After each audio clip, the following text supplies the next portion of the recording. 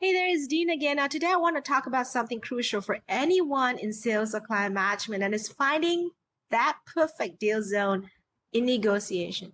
Now, some people call that the zone of possible agreement, aka ZOPA, but let's call it the sweet spot where both sides can agree and feel good about it. So let's break it down. All right, so what exactly is this deal zone that I'm talking about? Now, in simple terms, it's the overlap between what you're willing to accept and what the other side is willing to offer. Now imagine you're selling a product. You got your minimum price and the buyer has their maximum budget. Now somewhere in between is where the both of you can agree, and that is your deal zone. Why is it important? Because if you don't know your deal zone, then you could end up giving way too much or missing out on a deal altogether. Now, it's about finding that middle ground where both sides walk away satisfied. Now, before you even start a negotiation, it is crucial for you to know your limits. That's at least where you're willing to accept. What's your ideal outcome? And here's a tip. Do your homework on the other side and try to understand their needs, their pressure points, and constraints.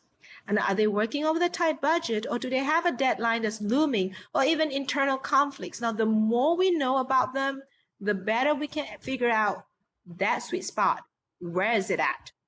You see where we're getting at with this? So when we walk into a negotiation, we are not guessing because we've done our homework and you have a good idea of where you can find that common ground. So let's now talk about the other side. Very often, these people, they don't just come out and tell you what their limits are. That's where tactical listening comes in. Pay a lot of attention, not just on what they have to say, but how they say it, and are they hesitating on certain terms? Or do they seem eager to close a deal? Now, these little clues can help you figure out where their boundaries might be. Let's say you're offering a service and they keep circling back to the cost. Maybe that's a sign that the price is their biggest concern. Now, if you can figure out what matters most to them, you're already one step closer to finding that deal zone.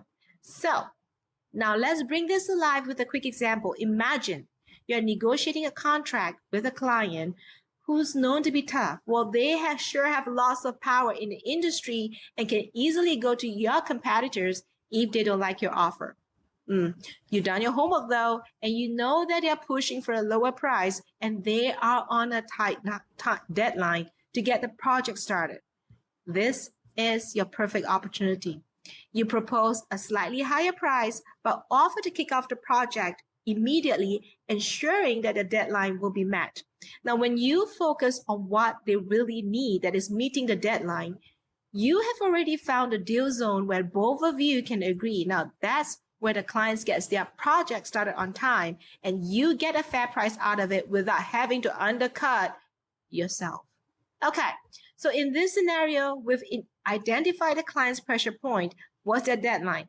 Even though they seem to have more power, you leverage on your ability to meet their urgent need to keep the negotiation within the sweet spot. This is the key.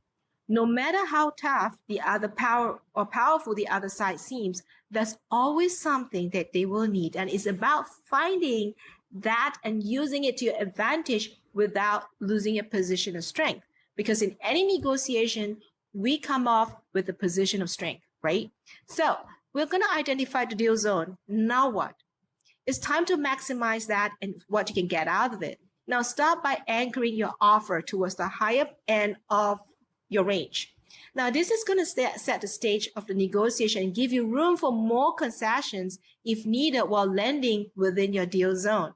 Here's the key though. Any concession that we make should bring us more value.